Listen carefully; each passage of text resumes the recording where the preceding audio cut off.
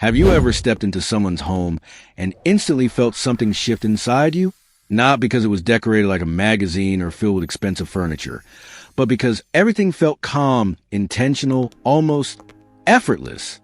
There were no piles of clothes silently accusing you from the corner, no dishes stacked in quiet protest, no sense of chaos hiding beneath the surface.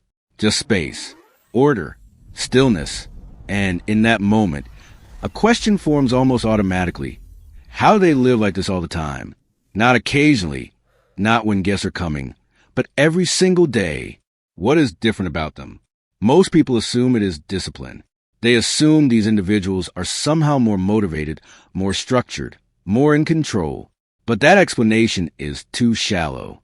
Because if it were just discipline, then anyone could force themselves into the same behavior for a few days. And yet, most people don't sustain it. They try. They reset their home. They promise themselves this time will stay clean. And then slowly, almost invisibly, things slide back into disorder. So clearly, something deeper is happening here. Something psychological. The truth is, people who maintain a clean environment are not just performing a behavior. They are operating from a different mental framework. Their relationship with their environment, their identity, and even their emotional regulation system is structured in a way that makes cleanliness feel natural rather than forced. And once you understand that, everything changes. Because then it is no longer about trying harder. It becomes about thinking differently. Your environment is not passive. It is not just a backdrop to your life. It is actively shaping your mental state every second you are in it. Your brain is constantly scanning your surroundings, processing visual input, making micro decisions about what matters and what does not. When your space is cluttered, your brain does not simply ignore it. It registers it as unfinished business. Every object out of place becomes a small, open loop in your mind. And the more open loops there are, the heavier your cognitive load becomes. You might not consciously think about the pile of clothes on the chair or the dishes in the sink, but your brain does. It keeps them in the background, quietly reminding you that something is incomplete, and that constant low-level awareness drains your mental energy. It makes it harder to focus, harder to relax, harder to feel at ease. That is why you can sit in a messy room and feel restless without knowing exactly why. It is not just visual. It is neurological. Now imagine the opposite. You walk into a space where everything is in its place. No visual noise. No silent reminders. Nothing pulling at your attention. Your brain finally gets to rest. It no longer has to track dozens of unfinished tasks. And in that absence of mental clutter, something powerful happens. You feel lighter, clearer, more in control. This is why a clean environment is not just aesthetically pleasing. It is mentally restorative. But here is where it gets deeper. People who clean their homes daily are not necessarily motivated by the desire for cleanliness itself. They are motivated by what cleanliness represents. Control, stability, order. In a world that is unpredictable and often overwhelming, your immediate environment is one of the few things you can fully influence. And that matters more than most people realize. Think about how much of your life is outside your control. You cannot control other people's actions, unexpected events, global situations, or even many outcomes of your own efforts. There is always uncertainty. And that uncertainty creates a kind of background tension, a subtle anxiety that lingers beneath the surface. But when you clean your space, when you restore order to your environment, you are doing something very specific psychologically. You are reasserting control. Every small action, wiping a surface, folding clothes, putting something back where it belongs, sends a message to your brain. Things are manageable. You are capable. You can influence your surroundings. And that message accumulates. Over time, it builds a stronger sense of internal stability. You begin to feel less overwhelmed, not because the world has changed, but because your relationship to it has. This connects directly to something psychologists call the locus of control. People with a strong internal locus of control believe that their actions have a real impact on their outcomes. They feel empowered. They take initiative. They are less likely to feel helpless in difficult situations. And interestingly, Maintaining a clean environment is one of the simplest ways to reinforce that mindset on a daily basis. But perhaps the most important layer of all is identity, because behavior alone does not last. You can force yourself to clean for a week, maybe even a month, but if it does not align with how you see yourself, it will eventually fade. This is why so many people struggle with consistency. They are trying to act like someone they do not believe they are. If you see yourself as a messy person, someone who is naturally disorganized, someone who just isn't like that, then every act of cleaning feels like resistance. It feels unnatural, temporary, like something you are borrowing rather than owning. And eventually, your behavior will return to match your identity.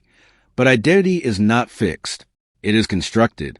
It is built from evidence. Every action you take becomes a data point that your brain uses to define who you are. When you consistently take care of your space, even in small ways, you begin to shift that internal narrative. You stop being someone who occasionally cleans and start becoming someone who maintains their environment. And once that shift happens, everything becomes easier because now, cleaning is not something you have to convince yourself to do. It is simply what someone like you does. The resistance disappears. The behavior becomes automatic. This is why small actions matter so much. Making your bed in the morning might seem insignificant. Wiping down a counter might feel trivial. But psychologically, they are powerful. They are identity signals. They are proof that you are someone who follows through, someone who takes care of their space, someone who creates order instead of reacting to chaos. There is also a neurological advantage to starting your day this way. In the morning, your brain is in a highly receptive state. Your stress hormone levels naturally rise, which actually enhances focus and readiness for action. This creates a window where your brain is more adaptable, more capable of forming new patterns. When your first action of the day is something structured and intentional, like cleaning or organizing, you are setting the tone for everything that follows. You are creating momentum. You complete one task, and your brain rewards you with a small sense of satisfaction. That satisfaction makes it easier to complete the next task. And just like that, your entire day begins to align around action and completion. Momentum is powerful. It is often underestimated, but it can completely transform your productivity and your mindset. And it does not start with something big. It starts with something simple, something almost too small to fail. But there's another layer that often goes unnoticed, and that is the emotional function of cleaning. Many people instinctively clean when they feel stressed, anxious, or overwhelmed. They might not even realize why they're doing it. They just feel the urge to move, to organize, to restore order. This is not random. It is a form of behavioral activation. When your mind is overloaded, taking physical action gives your nervous system a way to process and release that tension. Cleaning is particularly effective because it has a clear structure. There's a beginning, a middle, and an end. You can see progress. You can see results. And those results matter. Because when you finish cleaning something, you are not just changing your environment. You are changing your emotional state. You are creating a sense of closure. You are turning chaos into order, both externally and internally. For people who clean daily, this becomes an integrated part of their emotional regulation. They are not just maintaining their space. They are maintaining their mental clarity. Their environment becomes a tool, something that supports them rather than drains them. This is especially important for people who are sensitive to their surroundings. Some individuals are more affected by visual and sensory input than others. For them, clutter is not just distracting, it is overwhelming. It raises their stress levels, disrupts their focus, and makes it harder to relax. For these people, a clean environment is not a luxury. It is a necessity. It is a form of self-care. It is something that directly impacts their well-being. And yet, despite all this, many people still struggle to maintain a clean space, not because they are lazy or incapable, but because they approach it the wrong way. They wait until things become overwhelming. They treat cleaning as a large, exhausting task instead of a series of small, manageable actions. This is where the strategy needs to change. The key is not to clean more. It is to prevent the buildup. Instead of allowing mess to accumulate and then dealing with it all at once, you address it immediately while it is still small. This changes everything, because a small task does not trigger resistance. It does not feel overwhelming. It is easy to start, easy to complete, and easy to repeat. And when you repeat it consistently, it becomes a habit. Another powerful approach is to link cleaning to existing behaviors. You do not need to create entirely new routines. You simply attach small actions to things you already do. After you eat, you clean the dishes. After you brush your teeth, you wipe the sink. After you wake up, you make your bed. This reduces the need for decision-making. You are not asking yourself whether you should clean. The trigger already exists. The action follows automatically. And finally, there is emotional framing. If you treat cleaning as a punishment, something you have to do, your brain will resist it. But if you turn it into a ritual, something that feels intentional and even enjoyable, the experience changes. Play music. Create a certain atmosphere. Make it something you associate with calm and clarity rather than obligation. Because ultimately, the goal is not just to have a clean home. It is to create a space that supports you, that reflects your standards, that makes you feel grounded. Your home is not just where you live. It is an extension of your mind. It reflects how you see yourself, what you tolerate, what you prioritize. And when you begin to take care of it consistently, you are not just changing your environment. You are changing your relationship with yourself. You are proving, in small but meaningful ways, that you show up, that you follow through, that you create order instead of waiting for it. And that shift, subtle as it may seem, has the power to influence every other area of your life. Because once you become someone who takes care of their space, it becomes much easier to become someone who takes care of their time, their energy, their goals. It all starts to align. So the next time you look at your environment, do not see it as just a room. See it as a reflection, a feedback system, something that is constantly shaping your thoughts and emotions. And then ask yourself, not, do I feel like cleaning, but what kind of environment do I want to live in and what kind of person maintains that environment? Because the answer to that question is where everything begins. And once you begin to ask yourself that question consistently, something subtle starts to shift. You stop negotiating with yourself over every small action. You stop saying, I'll do it later, or it's not that bad yet. Because now it is no longer about the task. It is about alignment. Alignment between who you believe you are and what you actually do. This is the point where most people either transform or fall back into old patterns. Because here is the uncomfortable truth. Once you become aware of a connection between your environment and your mental state, ignoring your space no longer feels neutral. It starts to feel like self-neglect, not in a harsh or judgmental way, but in a quiet, honest way. You begin to notice how your mood shifts when things are out of place. You become more sensitive to the energy of your surroundings. And at first, that awareness can feel overwhelming. You might look around and see more mess than you ever noticed before. You might feel frustrated with yourself for letting things get to this point. But that reaction is part of the process. Because awareness always comes before change. You cannot improve what you are not conscious of. What matters here is how you respond to that awareness. Most people respond with intensity. They decide to fix everything in one day. They spend hours cleaning, organizing, resetting their entire space. And for a moment, it feels incredible. The room is spotless. The air feels lighter. They tell themselves, this is it. This is the new me. But then something predictable happens. Life gets busy. Energy drops. One small thing gets left undone. Then another. And because their system was built on intensity rather than consistency, it begins to collapse. Slowly, the space returns to its previous state. And with it comes a familiar feeling of disappointment. This cycle is not a failure of discipline. It is a failure of strategy. Because sustainable change does not come from extreme effort. It comes from repeatable behavior. Small, almost unnoticeable actions that you can perform even on your worst days. You have to make it so easy that you cannot say no. Not clean the entire kitchen, but put away 3 items. Not organize the whole room, but clear one surface. When the buried action is low, resistance has no place to hide. And once you start, something interesting happens. Action creates momentum. You might begin with one small task, but often it leads to another, and another, not because you forced it, but because movement naturally wants to continue. This is how people who maintain clean spaces operate. They do not wait for motivation. They rely on systems that function regardless of how they feel. And over time, those systems become invisible. They are no longer thinking about cleaning. They are simply living in a way that prevents disorder from accumulating.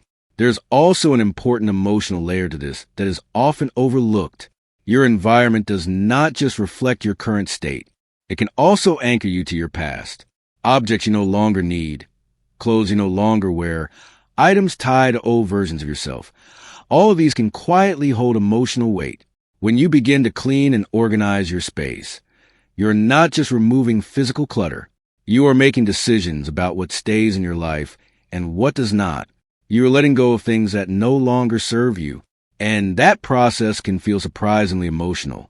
You might find yourself hesitating over something simple, an old notebook, a piece of clothing, a random object that has no practical use but feels difficult to discard. That hesitation is not about the object itself. It is about what it represents. A memory, a version of you, a moment in time. This is why decluttering can feel so powerful. It is not just about creating space physically. It is about creating space psychologically. It allows you to move forward without being weighed down by the past. And the more space you create, the more intentional your environment becomes. Every object has a purpose. Every space has clarity. And that clarity translates directly into your mental state. Another thing that begins to change is your standard.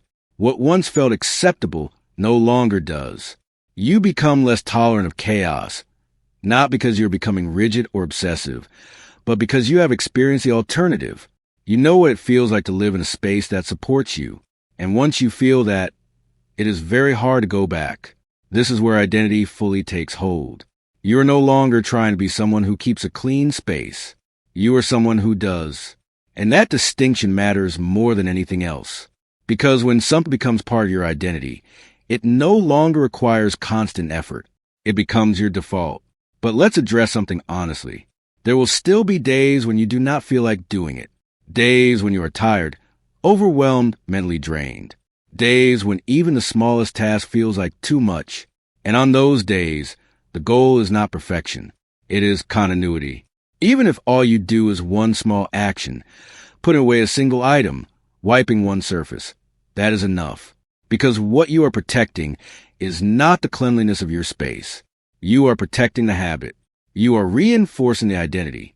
You are keeping the chain unbroken. This is how long-term change is built, not through perfection, but through persistence, through showing up in small ways, again and again, until it becomes who you are. There's also something deeply empowering about knowing that no matter what happens in your day, no matter how chaotic or unpredictable things become, you can return to your space and restore order. It becomes a kind of reset button, a way to ground yourself, to reconnect, to regain a sense of control. And over time, that ability extends beyond your environment. You start to approach other areas of your life with the same mindset. You stop waiting for things to spiral before taking action. You handle things early while they are still manageable. You become proactive rather than reactive. This is the real transformation. It is not about having a perfectly clean home. It is about becoming someone who creates order in their life consistently, calmly, and without resistance. And perhaps the most underrated benefit of all is the way it changes how you feel about yourself. Every time you take care of your space, you are sending yourself a message. I matter. My environment matters. The way I live matters. And those messages accumulate. They build a quiet confidence. Not loud, not external, but internal. A sense of self-trust. Because you are no longer someone who makes promises and breaks them. You're someone who follows through, even in small ways. And that changes everything. Because once you trust yourself in small things, it becomes much easier to trust yourself in bigger things. Goals feel more achievable. Challenges feel more manageable. You stop doubting your ability to take action. So when you think about cleaning your space, do not reduce it to a chore. Do not see it as something separate from your personal growth. It is deeply connected. It is one of the simplest, most accessible ways to influence your mental state, your habits, and your identity all at once. And the best part is, you do not need perfect conditions to begin. You do not need more time, more energy, or a completely free schedule. You just need to start small, stay consistent, and allow the process to shape you, because it will. Slowly, quietly, almost without you noticing, you'll begin to change. Your space will change. Your mindset will change. And one day, you will walk into your own home, look around, and realize something that once felt distant and impossible. This is just how you live now. Not because you forced it, but because you became it. And when you reach that point, something even deeper begins to unfold, something most people never expect when they first start this journey. It is not just that your environment becomes cleaner or your habits become easier. It is that your relationship with effort itself begins to change. Things that once felt heavy start to feel neutral. Things you used to avoid no longer carry the same emotional resistance. And you realize that the real shift was never about cleaning at all. It was about reducing friction between intention and action. Most people live in a constant state of internal negotiation. They think about what they should do, delay it, feel guilty about it, then either rush to do it later or avoid it completely. That loop is exhausting. It drains more energy than the task itself ever would. But when you build the habit of immediate, low-resistance action, that loop begins to disappear. You see something that needs to be done, and you do it. No debate, no build-up, no mental weight attached to it. That is a completely different way of living. Because now, your energy is no longer being wasted on thinking about doing things. It is being used to actually do them. And that creates a sense of flow in your life, a rhythm. You move from one action to another without the usual friction slowing you down. And over time, this does not just apply to your environment. It starts to influence your work, your relationships, your personal goals. You become someone who acts. And that identity is powerful. There is also a quiet but important shift in how you experience time. When your environment is consistently in order, you are not constantly playing catch-up. You are not spending your weekends cleaning up the accumulated mess of the week. You are not losing time searching for things you misplaced or reorganizing chaos that could have been prevented. Instead, your time opens up. And this is where many people have a realization that surprises them. Maintaining a clean space actually takes less time than repeatedly cleaning a messy one, because maintenance is light. It is quick. It fits into the natural flow of your day. But recovery, cleaning when things have already gotten out of hand, is heavy. It requires energy, time, and motivation that you often do not have. So the question shifts from, do I have time to clean, to do I have time to keep restarting this cycle? Because that is what most people are doing. They are not maintaining. They are resetting over and over again. And resets are exhausting. But there is something else that begins to happen as your environment stabilizes. You start to experience a different kind of mental clarity, not just in the sense of reduced distraction, but in the way you think about your life. When your physical space is in order, it becomes easier to organize your thoughts, your priorities, your decisions. There is a psychological principle that explains is called embodied cognition, the idea that your physical environment and your mental processes are deeply interconnected. The way you arrange your space influences the way you process information, make decisions, and even perceive yourself. So when your environment is chaotic, your thinking often becomes scattered. You feel less certain, less grounded. But when your environment is structured, your thinking follows that structure. You become more deliberate, more focused, more clear about what matters and what is not. This is why people often have their best ideas in clean, quiet spaces. It is not just coincidence. It is alignment between external order and internal clarity. And then there is the emotional safety that comes with it. A clean, consistent environment creates a sense of predictability. And predictability is something your nervous system craves. It reduces stress. It allows you to relax more deeply. It creates a baseline of calm that you carry with you. Think about the difference between coming home to chaos versus coming home to order. In one scenario, your brain stays slightly activated. There is tension, a sense that something needs to be done. In the other, your body softens. Your mind slows down. You feel like you can finally rest. That difference, repeated day after day, has a cumulative effect on your well-being. But let's go even deeper. Because at the highest level, what you are really doing when you take care of your space is practicing self-respect, not in a superficial way, but in a consistent, grounded way. You are creating an environment that reflects how you believe you should live. And that belief shapes your behavior. When you raise your standard for your environment, you often begin to raise your standard in other areas as well. You become more intentional with your time, more selective with what you allow into your life, more aware of what drains you and what supports you. Because once you see how much your surroundings affect you, you cannot unsee it.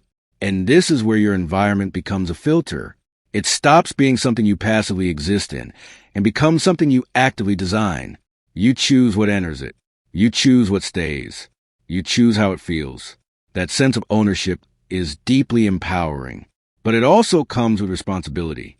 Because now, when something feels off, when your space starts to slip, you notice it immediately. And you have a choice. Ignore it and allow the old patterns to return, or address it early and maintain the standard you have built. And that choice appears again and again in small moments. This is where long-term change is sustained. Not in big decisions, but in tiny ones. The moment you decide to put something back instead of leaving it. The moment you clean something now instead of later. The moment you choose alignment over convenience. These moments seem insignificant, but they compound. And over time, they shape your life in ways that are hard to fully appreciate until you experience it yourself. There's also a social dimension to this that is worth mentioning. Your environment influences not only how you feel, but how others experience you. When someone walks into your space, they are picking up on cues, not consciously, but intuitively. A clean, intentional environment communicates clarity, stability, self-respect. It creates a certain energy. People feel more comfortable, more at ease, and that affects your interactions, your relationships, even the way you are perceived. But more importantly, it affects how you show up. When your space is in order, you tend to carry yourself differently. You feel more grounded, more confident, more prepared, and that presence influences every area of your life. Now, it is important to remember that this is not about perfection. Perfection is rigid. It creates pressure. It leads to burnout. What you are building is not perfection. It is consistency. It is a system that works even when you are not at your best. There will always be fluctuations, days when things are not as tidy, moments when life takes priority. And that is okay. What matters is that you return, that you do not abandon the system just because it was interrupted, because the strength of a habit is not in never breaking it. It is in how quickly you come back to it. And finally, there is something almost philosophical about all of this. The way you care for your environment is, in many ways, the way you care for your life. It reflects your attention, your priorities, your willingness to engage with reality rather than avoid it. Cleaning, at its core, is an act of presence. You are noticing what is there, taking responsibility for it, and bringing it into order. And that practice, repeated daily, has the power to change not just your space, but your mindset. You become more attentive, more responsive, more connected to your surroundings and to yourself. And in a world where so much of our attention is scattered, where we are constantly pulled in different directions, that kind of grounded presence is rare. So when you think about this journey, do not think of it as something external. Do not think of it as just keeping your home clean. Think of it as training your mind, as building a way of living that is aligned, intentional, and sustainable. Because in the end, that is what this is really about. Not the dishes, not the bed, not the floor, but the person you become in the process of taking care of them. And if you stay consistent, if you keep showing up in those small, quiet moments, you will not just see a difference in your environment. You will feel a difference in who you are. And if you stay with this long enough, if you allow this process to move beyond a temporary experiment and become something you actually live, you begin to notice a transformation that is almost invisible from the outside, but unmistakable from within. It is not dramatic. It does not happen overnight, but it is deep, structural, and lasting. You begin to feel different in your own life. There's a certain calm that starts to settle in you, Not because your life has suddenly become easier or more predictable, but because you have changed the way you respond to it. You are no longer constantly reacting to disorder, whether it is in your environment or in your mind. You are creating order deliberately, repeatedly, and that changes your baseline. Most people underestimate how much their baseline state matters. They focus on peak moments, bursts of motivation, occasional productivity, but your life is not built in those peaks. It is built in your default state, the way you feel on an average day, the habits you fall back on when you're not trying, the systems that carry you when your energy is low. And what daily environmental maintenance does is raise that baseline. Instead of chaos being your default and order being something you occasionally create, order becomes your default and chaos becomes the exception. And that reversal is powerful because now, when something goes out of place, it stands out immediately. It does not blend into a larger mess. It becomes visible, manageable, easy to address. You do not need a burst of motivation to fix it. You handle it almost automatically. And that is what makes the system sustainable. But there's another layer here that is even more profound, and it has to do with your relationship with discomfort. Cleaning, maintaining, organizing, these are not inherently enjoyable activities. They involve a certain amount of friction, a small resistance. And most people spend their lives trying to avoid that resistance. They delay. They distract themselves. They tell themselves they will do it later when they feel more like it. But what they are really doing is training themselves to avoid discomfort. And that pattern does not stay limited to cleaning. It spreads. They avoid difficult conversations. They postpone important decisions. They procrastinate on meaningful work. Because their brain has learned that when something feels slightly uncomfortable, the correct response is to escape it. But when you build a habit of taking small actions despite that friction, when you clean even when you do not feel like it, when you put things back even when it would be easy to leave them, you are rewiring that response. You are teaching your brain that discomfort is not a signal to stop. It is a signal to act. And that lesson transfers everywhere. Suddenly, other forms of resistance feel more manageable. Starting a task, finishing something you've been avoiding, following through on commitments, all of it becomes easier because you have practiced the skill of moving through friction rather than avoiding it. This is why such a simple habit can have such a wide-reaching impact. It is not about the action itself. It is about the pattern it reinforces. There is also a subtle but important shift in how you perceive effort and reward. Most people are conditioned to expect a large reward for a large effort. They think in terms of big achievements, big results, big changes. But daily cleaning operates on a different principle. It is about small effort, immediate reward. You wipe a surface and it is clean. You organize a drawer and it is ordered. The feedback is instant. And that immediate feedback loop is incredibly powerful for your brain. It reinforces a behavior quickly. It makes the action feel worthwhile. Over time, your brain begins to associate effort with positive outcomes more consistently. You start to trust that taking action leads to improvement, and that trust builds momentum in other areas of your life. Because now, when you face something bigger, something that does not provide immediate results, you are not as discouraged. You have built a pattern of action and reward. You understand, at a deeper level, that effort leads somewhere. Another transformation that begins to take place is in your awareness of energy. You start to notice how different environments affect you, how certain spaces drain you while others support you. You become more intentional about what you allow into your space, not just physically, but emotionally and mentally.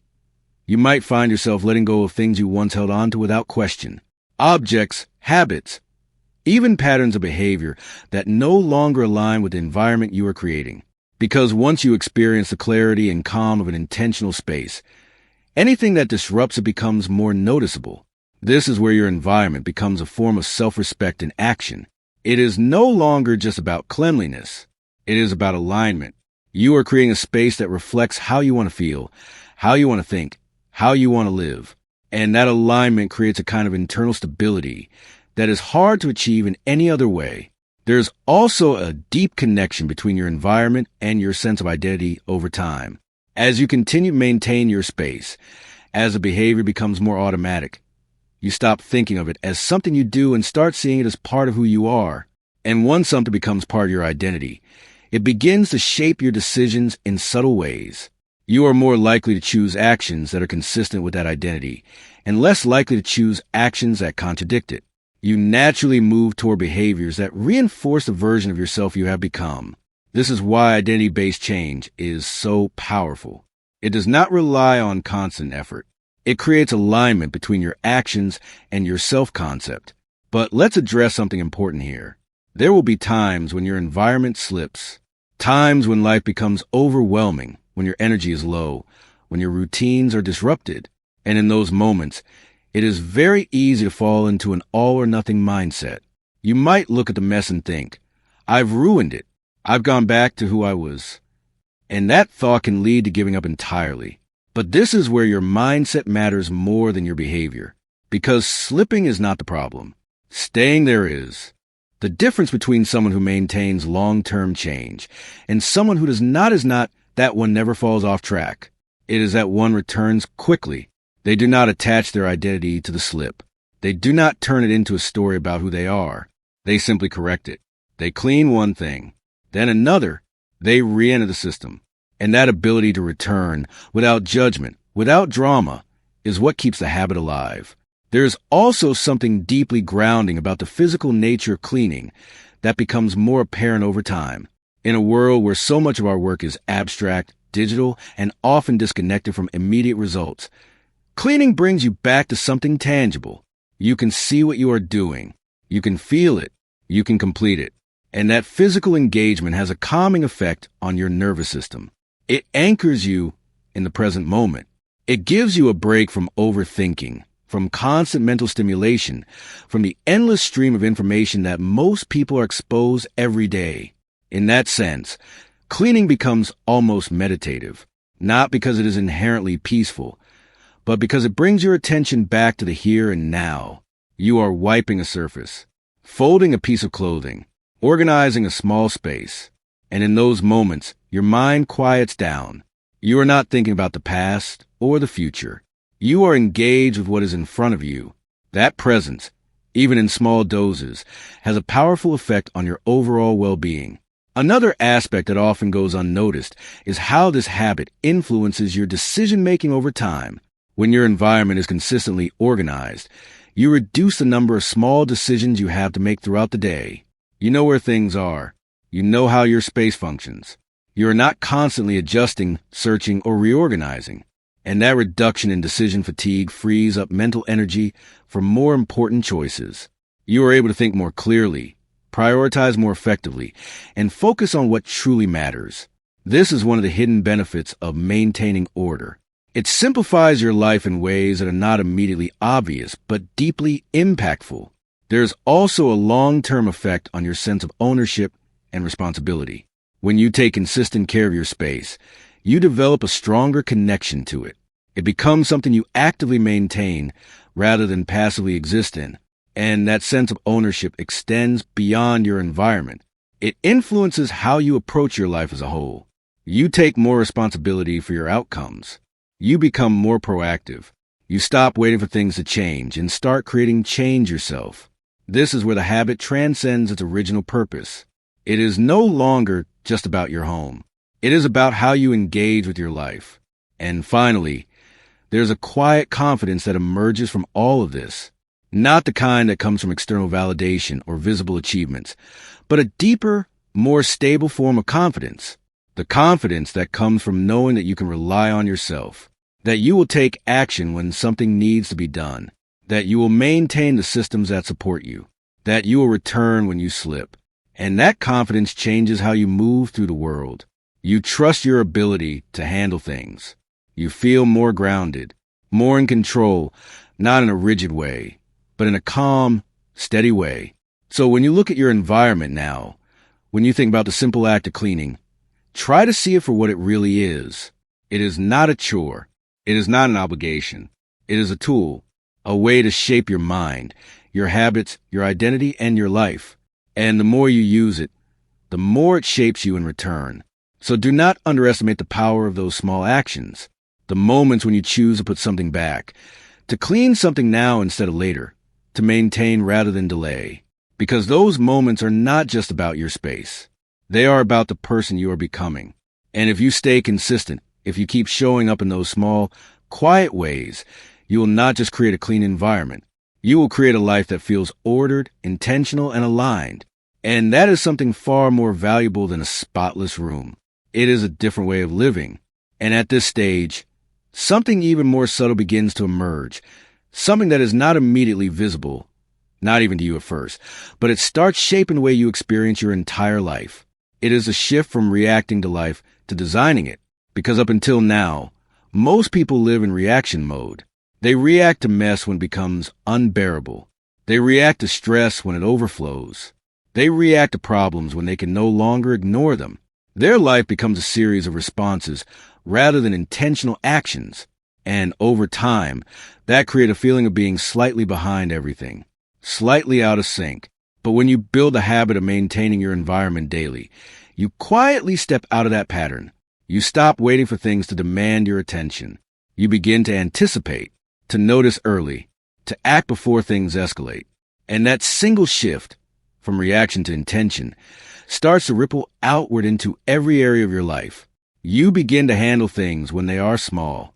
A small mess gets cleaned immediately instead of becoming overwhelming. A small task gets done now instead of postponed. A small discomfort gets addressed instead of avoided. And because of that, your life starts to feel lighter. Not because there is less to do, but because nothing is piling up behind you. There is no hidden backlog of undone things quietly draining your energy. That alone can change how you feel on a daily basis. And what is interesting is that this way of living creates a sense of trust between you and yourself. Because every time you notice something and take care of it, you are reinforcing a simple but powerful belief. I respond to what matters. You are proving to yourself that you do not ignore your life. You engage with it, and that builds self-trust. Most people think self-trust comes from big achievements, from accomplishing something impressive or reaching a major goal. But in reality, it is built in these small, consistent moments. The moments where you do what you said you would do, even when no one is watching, even when it would be easier not to. Cleaning your space becomes one of the simplest and most consistent ways to practice that. But there's another layer that begins to unfold, and it is deeply connected to your sense of identity over time. When you consistently maintain your environment, you begin to develop a standard, not just for your space, but for your life. You start to notice what feels aligned and what is not. A cluttered space starts to feel uncomfortable. Disorganization feels out of place. Neglect feels noticeable. And that awareness does not stay limited to your environment. It expands into other areas. You start to notice how certain habits do not align with who you are becoming. You become more aware of where you are wasting time, where you are tolerating things that drain you, where you are settling for less than what you know you are capable of. And slowly, without forcing it, you begin to adjust. You clean up your schedule the way you cleaned up your space. You remove what is unnecessary. You organize what matters. You create room for what supports you. This is where your environment becomes a mirror, not just reflecting who you are, but influencing who you become. And the more intentional that mirror becomes, the more it shapes your behavior in subtle ways. There's also a deeper emotional resilience that begins to form. Because when your environment is stable, when it is consistently in order, it becomes a place you can return to when everything else feels uncertain. Life will always have moments of chaos, unexpected challenges, emotional stress, difficult days. That does not change. But what changes is how you experience those moments when you have a stable foundation to come back to. Your environment becomes that foundation. You walk into your space, and it does not add to your stress. It absorbs it. It grounds you. It reminds you that even if everything else feels uncertain, there is still something you can control, something you can rely on. And that sense of stability is incredibly powerful. It gives you a place to reset, to think clearly, to recover. And over time, that changes your relationship with stress itself. You become less overwhelmed, not because life is easier, but because you have created an environment that supports your ability to handle it. There's also a kind of discipline that develops here, but it is not the harsh, forceful discipline most people imagine. It is a quiet, steady discipline. The kind that does not require motivation. The kind that operates in the background. You do things not because you feel like it, but because it is simply what you do. And that form of discipline is sustainable. IT does not burn you out. It does not rely on willpower. It is built on identity, on systems, on small, consistent actions that no longer feel like effort. And once you experience that, your understanding of discipline changes completely. You stop chasing motivation. You stop waiting for the right mood. You start building systems that work regardless of how you feel. And that is a skill that extends far beyond your environment. But let's talk about something even deeper, the relationship between your environment and your sense of self-worth. Because whether people realize it or not, the way they treat their space often reflects the way they feel about themselves. If you believe, even subconsciously, that you do not deserve a calm, organized, supportive environment, you will tolerate disorder. You will let things slide. You will accept a level of chaos that does not actually serve you. But when you begin to take care of your space consistently, you are sending yourself a different message. I deserve to live in a space that feels good. I deserve clarity. I deserve order. And those messages, repeated daily, begin to reshape your internal narrative. You start to raise your standards, not out of pressure, but out of self-respect. And that shift affects everything. You become more intentional with your choices, more aware of what you allow into your life, more protective of your energy. Because once you recognize your environment as something that directly impacts your well-being, you stop treating it casually. You start treating it as something important. And that importance translates into action. Another powerful shift that happens over time is your relationship with time itself. When you are constantly dealing with accumulated mess, time feels scarce. You feel like you're always catching up, always behind, always trying to fix what has already gotten out of hand. But when you maintain your environment daily, time starts to feel different. You are no longer spending large chunks on recovery. You are investing small moments into maintenance. And those small moments add up to something significant. They give you freedom. Freedom from the need to reset. Freedom from the stress of disorder. Freedom to use your time in ways that actually matter to you. And that sense of freedom is something most people do not associate with cleaning, but it is one of its most valuable outcomes. Because ultimately, what you are creating is not just a clean space. You are creating a system that supports your life. A system that reduces friction, that preserves your energy, that reinforces your identity, that aligns your actions with your values. And once that system is in place, everything becomes easier, not effortless, but easier, more natural, more aligned. And perhaps the most meaningful part of all of this is that it changes how you experience your own presence. You start to feel more grounded in your own life, more connected to your environment, more aware of your actions and their impact. You are no longer moving through your space unconsciously. You are engaging with it, shaping it, maintaining it, and that presence carries over into everything else. You become more attentive in your work, more present in your conversations, more aware of how you spend your time, because you have practiced paying attention. And that practice, repeated daily in the simplest way possible, has quietly transformed the way you live. So when you look at this entire journey, from the outside, it might seem like it is about cleaning, about organization, about maintaining a tidy home. But from the inside, it is something much more profound. It is about becoming someone who lives intentionally. Someone who does not wait for life to become overwhelming before taking action. Someone who creates order, not just in their environment, but in their thoughts, their habits, their decisions. And that kind of person moves through life differently. Calmer, clearer, more grounded. Not because everything is perfect, but because they have built a way of living that supports them, even when things are not. And if you have followed this journey from the beginning, if you have started to apply even a small part of it, then you already know that this is not just theory. It is something you can feel in the way your space looks, in the way your mind feels, in the way your day flows. So the question is no longer whether this works. The question is whether you are willing to continue, to keep showing up in those small moments, to keep choosing alignment over delay, to keep reinforcing the identity you are building. Because if you do, there is a point you will reach where this is no longer something you think about. It becomes your normal, your standard, your way of living. And when that happens, You will realize something that once felt almost impossible. You did not just clean your space. You changed your life.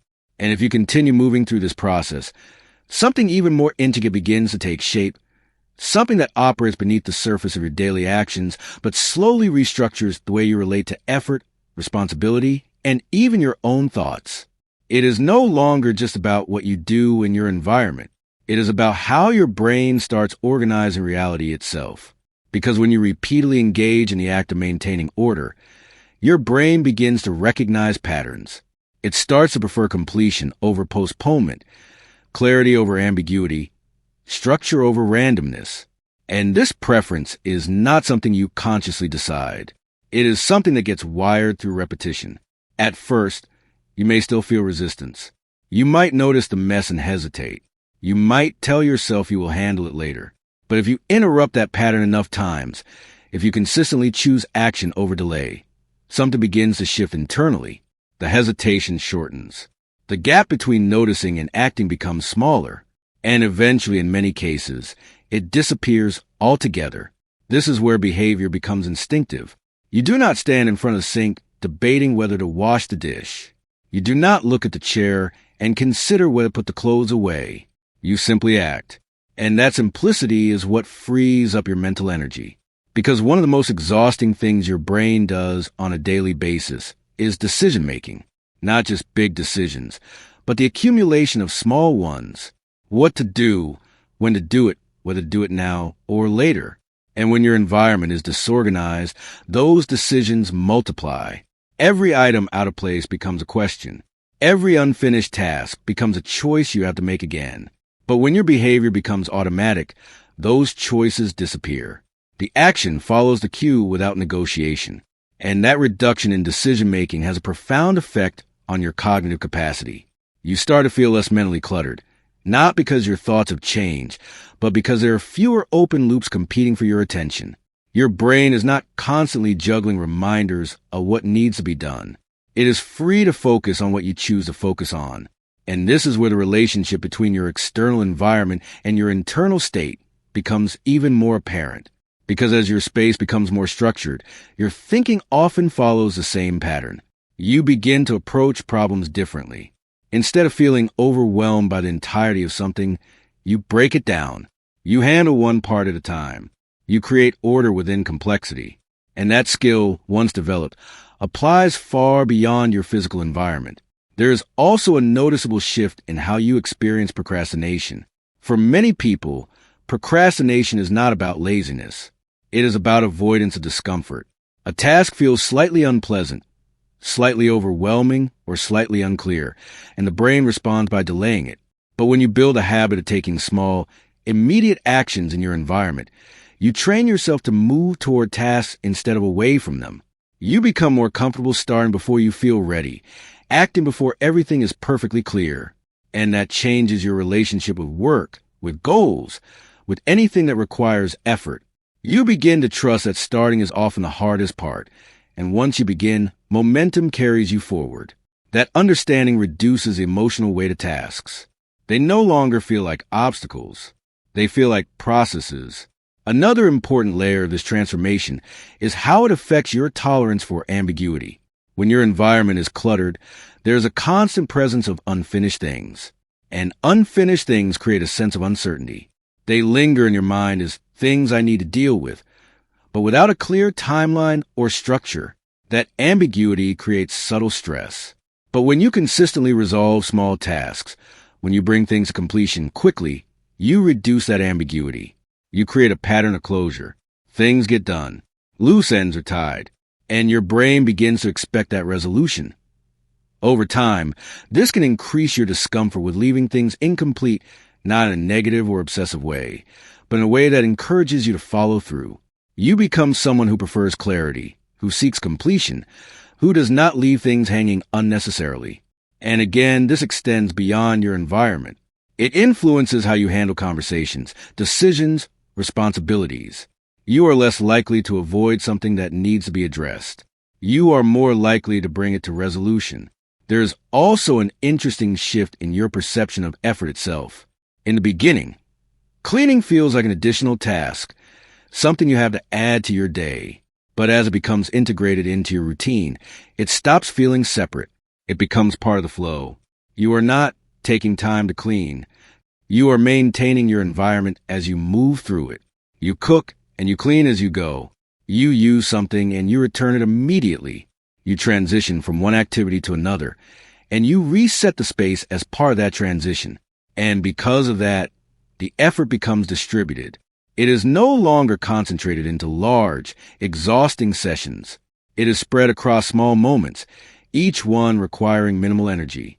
This distribution is what makes the habit sustainable.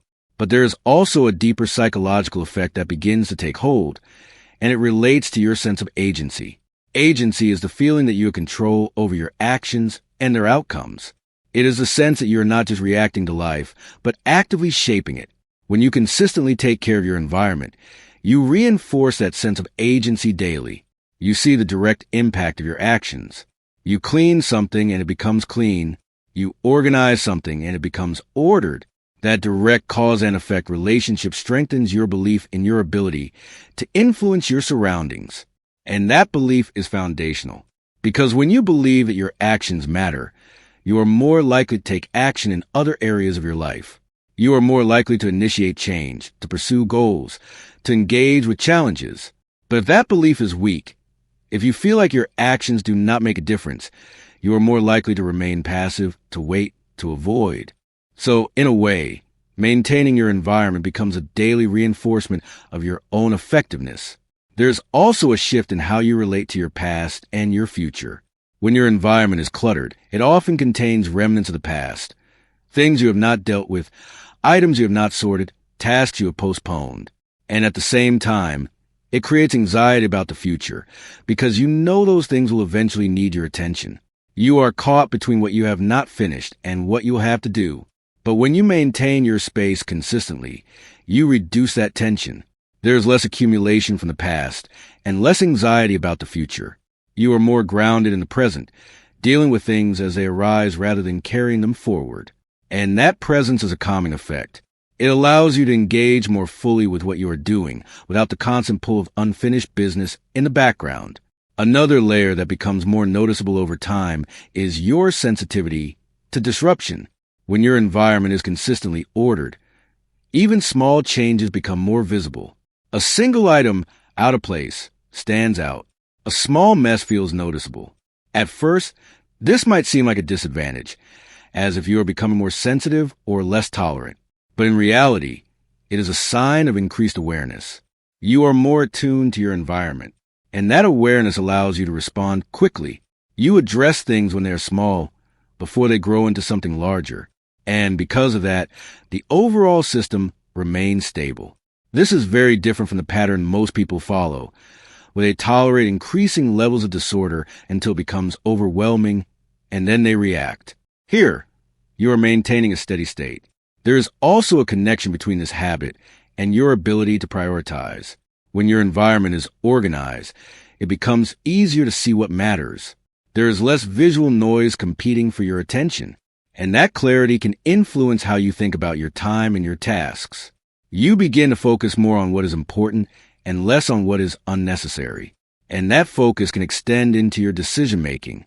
You become more selective with what you commit to, more intentional with how you spend your energy, because you have experienced the difference between chaos and order, and you naturally gravitate toward what supports you. At a deeper level, this entire process is reshaping your identity in a way that is both subtle and powerful. You are no longer someone who occasionally tries to be organized. You are someone who maintains order as a default, and that identity influences your behavior in ways that require less and less conscious effort. You do not need to remind yourself to take care of your space. You do it because it aligns with who you are, and as that identity strengthens, it begins to influence other aspects of your life. You start to apply the same principles to different areas, creating systems, maintaining consistency, reducing friction. This is how a single habit can lead to broader change, not through force, but through alignment. And as you continue, there may be moments where you question whether these small actions really matter, whether wiping a surface or putting something away immediately is truly significant. But the significance is not in the individual action. It is in the pattern. It is in the repetition. It is in the way those actions accumulate and shape your behavior, your thinking, your identity over time. Because change at this level is not dramatic. It is incremental. It builds slowly, layer by layer, until one day you realize that the way you move through your life is fundamentally different from how it used to be. And that realization often comes quietly, not in a moment of achievement, but in a moment of awareness. You notice that you no longer resist small tasks, that you act more quickly, that your space feels consistently supportive rather than occasionally overwhelming. And from there, the process continues to deepen, influencing more areas, creating more alignment, reinforcing the systems you built, and gradually reshaping the way you experience your daily life without needing a defined endpoint.